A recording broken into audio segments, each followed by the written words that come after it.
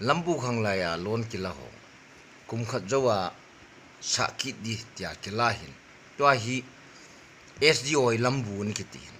tai zohon lon alawi kum khat jawa sa di lambu ba ga chi na ina sangam bang dia tu tan tan lon na dit som lowe achi le adit kilam dia na kithele an kilam mong lo dia vai phei ten an laki tawin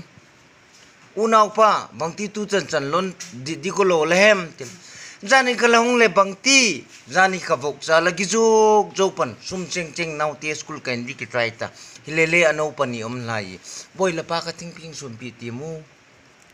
vai phei ti gang te ten laki tawin mga pa bang jika tu chan chan lon di ko lo mo tel hoy alis kain thang pa le pinai po che bange ke ko man na bet Martin laki tawin lai bung imati le lon tul heng indin no at dinglin dam la ya kan lak ana dinglin athita kan fit tanoi ti mizo hon laki tawin mizo te chu pathin hemasa hi ki pathi me sawin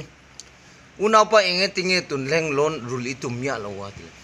ngoi te dar ko le achan bia pathen su sei tur kania naktu ga imbele mayang andi kitawin paite on laki tawin sanggam bang jak tudan lon din som lowe tile pungsang adan lai sen lon kidin kente ati we sisu en off okay tha dau te hau kip tia